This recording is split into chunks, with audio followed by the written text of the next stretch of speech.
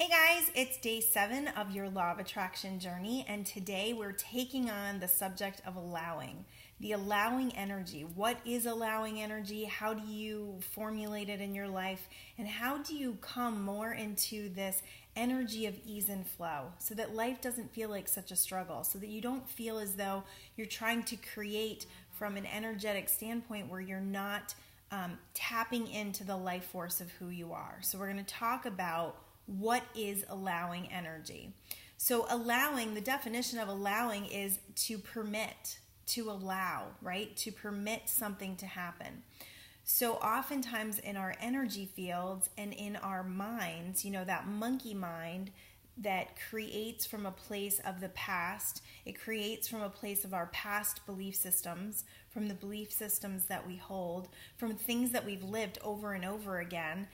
Once we have a past experience, we basically vibrate with that experience because it sets us up with expectation.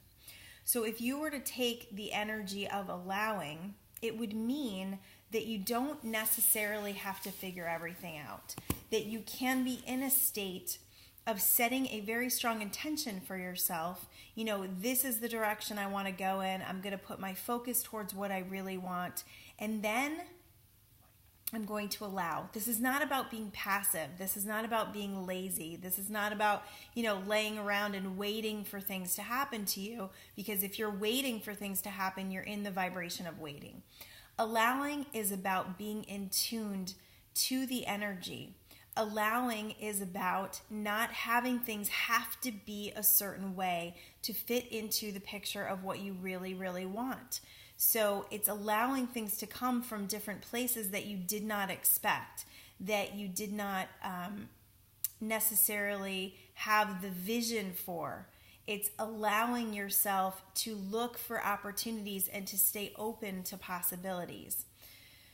So a good example of this, and this is a really small example, but this is kind of an interesting thing that happened with my daughter. And she was at the town center. We have a bunch of stores in our town center, and they like to walk around there and shop and stuff. And she was hanging out there with her friends, and her friend had given her her iPhone to put in her pocket. So my daughter puts it in her pocket, does not zip the pocket, and ends up losing this girl's iPhone. So I go to pick them up at 9:30 at night, and they're in a frantic mode about finding this iPhone. So luckily I was the mom that picked them up because I'm pretty good at finding things because I am really in tune to the art of allowing. So we went to every store that they went to, kind of backtracked all of their steps, and then we ended up at CVS, which is where they were like, oh, I think I left it at CVS. So they went into CVS, they left their name and number there in case somebody found it, and I proceeded to take this girl home, and she lives right across the street. Well, as I'm pulling out of the town center, now she's in the vibration of it's lost. So I'm trying to help her to come more into a vibrational space of we're going to find it. And I've had plenty of examples, especially with technology, iPhones, iPods, finding them because we stayed in the vibration of knowing they were going to be found, not getting upset, not creating, this frantic energy, but coming more into a place of having the faith and the believing. The believing is the most important thing, is knowing that you're going to find it. Just knowing, with all of your heart that it's going to be found, is putting out that vibrational output to find it.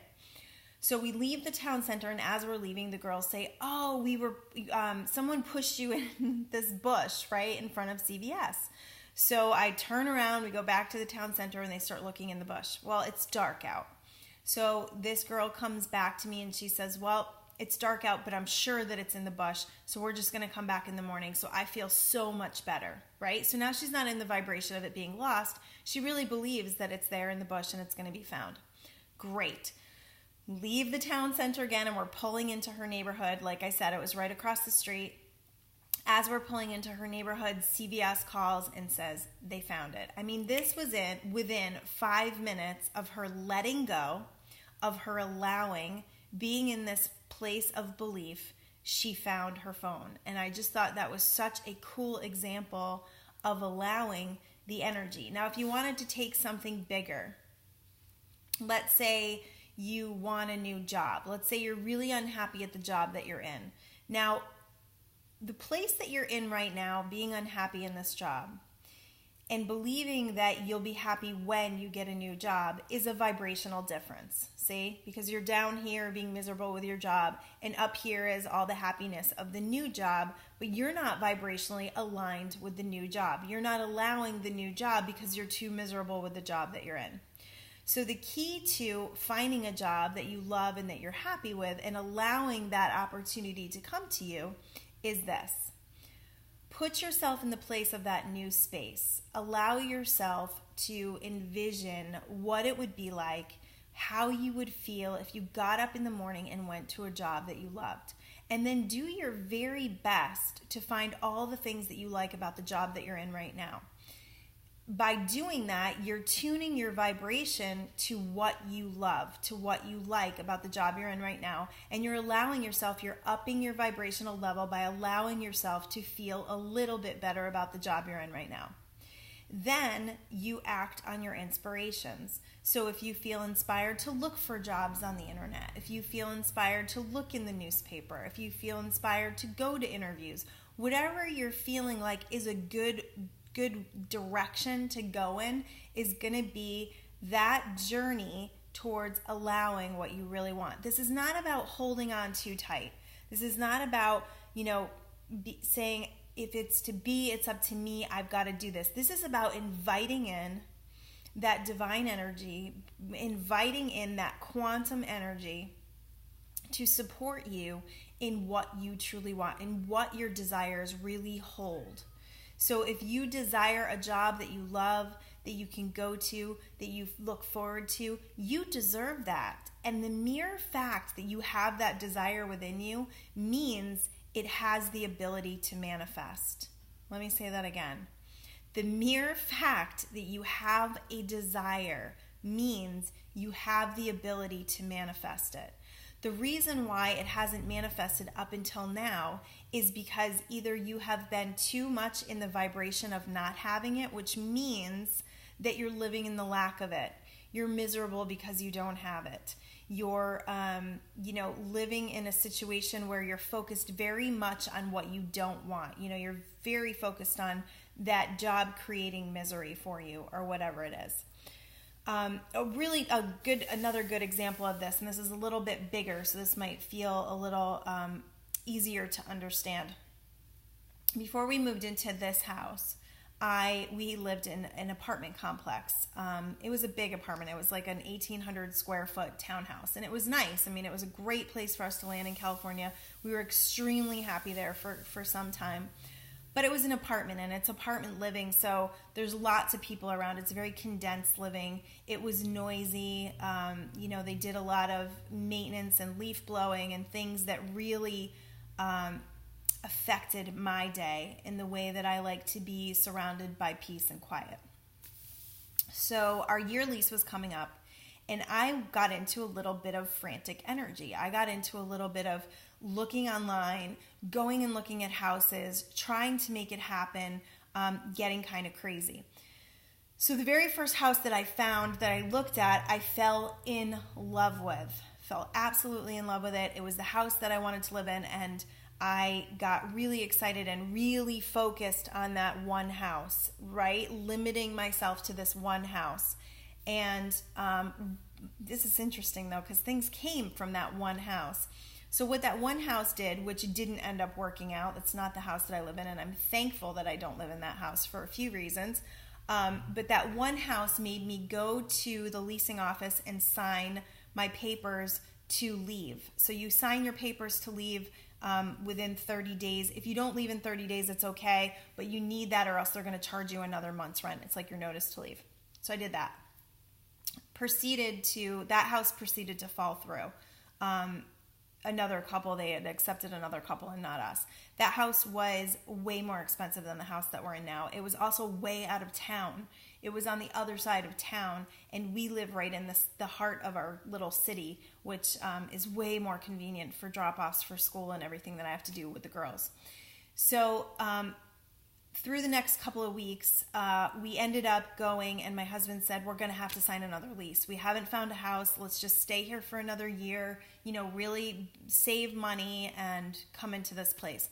Well, in the meantime, I had been looking at some houses, and it was really interesting what was happening with each house. It was creating a desire for me, and it was opening me up to possibilities, right? So as I'm formulating through this process, and my husband says to me, we're going to have to sign another lease. We go down to the leasing office. I'm not really happy about this, but I'm accepting. I'm starting to accept that this may be a possibility, that we may have to do this. But in the back of my mind, I know how this energy works, and I know that there is still this possibility. Well, as we're signing the lease papers, the gentleman we were working with said, you have 2 more weeks, because we had originally signed our lease on July 15th, and he said, we like to start your leases on the 1st, so your lease doesn't actually take place until August 1st. As soon as he said that to me, I knew. I'm like, 2 weeks, I'm totally going to find a house in 2 weeks. Most people would be panicked. 2 weeks? Oh my gosh. But I knew. So then I started to allow. This is when I started to allow, because then I started to feel like things were formulating. I felt like the universe was starting to line things up. And originally I had felt like it was really going to come through my husband's work. So one morning, we're down to the wire. We've got about a week left. One morning, my husband calls me and he says, listen, a guy that I work with was going to look at a job at a rental property, and he said we should come and take a look at it. And I really think you should go. The people that are moving out are really nice, and they'll let you in and let you look at the place. So I walked in, and the second I walked in, I felt the energy of the house, and I knew that this was the right house. I just knew it. I was in complete allowance of the fact that this house had been brought to us at the perfect time. It was everything that we had asked for. We have a canyon view, which is totally what I wanted. It's 3 bedrooms. I kind of hoped for 4 bedrooms, but we have a side room from our kitchen that works really well if we have people sleep over, and we have a fireplace, which is what I wanted. We have a cute little front porch. It's actually a cape. It's the Cape series, which is kind of funny because we're from New England, so that felt interesting. There's a wicker set on the porch, which I thought was really cool because we had a wicker set back home, and I've never seen one here. So that was interesting. And when I came in, the people gave me the key because I bought their dryer. And they said, oh, here's the key so you can come and get the dryer. But I knew I was never moving the dryer. I knew I was moving in at that point. So it took the landlord, I think it took her, I don't know, too long to tell us. I think we had like an exact week left by the time we ended up moving in, but it was perfect. And I recognized that my frantic energy and finally letting go and allowing is what caused it to manifest. It was still going to manifest. I don't feel like I could have messed up that energy, but the reality is when you let go, when you stop holding on to things too tight and you stop trying to create the vision for what it has to be, and you allow this universal flow, you allow this universal energy to deliver to you something even probably better than you had imagined. Is this house better than the other one? Yes, I would say so. That one definitely had its advantages that I loved. There were certain things that I really loved about that house, but it was not in the right location. And the price was way more than we're paying now. So that was another factor in us finding the perfect place for us. So the allowing energy, you want to come into a state of knowing, of trusting. There's a huge trust factor here, of trusting that what you want to happen is going to unfold, and that you're going to be tuned in and paying attention to all the signs of what to follow. You know, we have many experiences in our life where things happen to us that are not great. And if we can just look at those circumstances, if we can look at those situations, I have this thing where if something's about to happen and I don't want it to happen, I'll just say, oh, hell no, that's not happening. This is what I want to happen. And I refocus towards what I really want. This actually just happened to one of my daughters. She is 22, and she has a really great job at a grass-fed beef company. And they had told her that they weren't going to pay her for a certain amount of time that they had given her off. that she was expecting. And she called me, kind of crying yesterday and frantic. And I said, listen, just ask for what you want, tell them this is what they promised you and this is what you need. And that you can't have this, not knowing and uncertainty in your life. And so she did that, and she sent them an email, and she contacted me today and said everything worked out, and she's getting paid what they promised. And so it's about refocusing in the direction of what you want and then allowing it to come, instead of getting caught up in this energetic exchange where you're looking at what you don't want. Listen, I didn't want to stay in that apartment for another year, but if I had gotten upset and depressed and sat in that energy and then kind of didn't believe that, just gave up, and when my husband called me, I said, no, forget it, we're staying here, we already signed our lease, we wouldn't be here in this amazing house that I absolutely adore. I love living here. It has such a great feeling. My kids love it. It's in a great location. So don't get too caught up in the energy. When something happens that you don't like or you don't love or it's not what you want, focus yourself back in what you do want, and then create the vision for it and allow it to come by paying attention, by staying true to what you want. So that means that you don't give in to fear and worry. It's okay if they're still there. I had fear and I had worry about this house. I was up for probably 3 days straight. I couldn't sleep good. So we all do it. It's all part of our human nature, and this is part of our expanding and coming through and coming past it. One of the things I think that scared me was, what if this doesn't manifest? That was one of my thoughts. And if this doesn't manifest, then how am I going to look to people? Because I was telling everyone I was moving, my friends, my clients. I'm like, this is happening, right? Because I knew it. At some core level foundation, I knew I was leaving. But then, you have that little monkey mind, the one that we quiet when we meditate, that says, well, what if this happens? And what if this happens? And that's what creates the fear and the worry. So do you want to pay attention to that, or do you want to refocus and pay attention on what you really want? Well, I really want to live in a house, and I know that I deserve that. I know that I came to California to thrive. I know that I came here to raise my family in a really great space that feels really good to me. I love to entertain, and I know that I am worthy of entertaining my friends in a home that I love. So whatever it is, you can have it. You can do it. You can be it. Whatever the desire is means that you have set up an energetic output towards it. Now, what you do next is really important. Are you going to be in resistance to it? We'll talk about resistance next time. I don't want to talk too much about that right now. But being in resistance just means that you have thoughts that defy it. You have thoughts that go against it or negate it. So it's like sucking that quantum wave back in. So whatever the desire is, put your mind towards it. Feel it, know it's coming, line yourself up with whatever the energy is of what you most desire.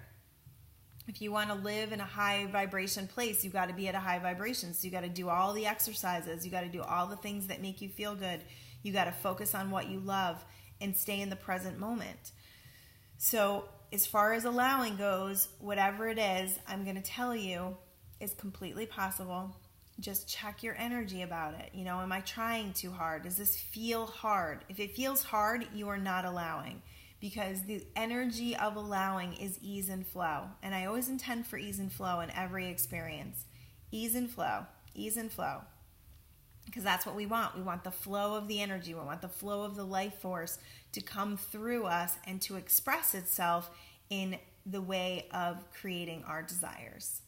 So that is day 7, just allowing things to come. It is not a passive energy. It is a very strong vibrational force of knowing what you want, of being sure about what you want, and then watching for the signs and allowing it to come in whatever beautiful way the universe wants to deliver it.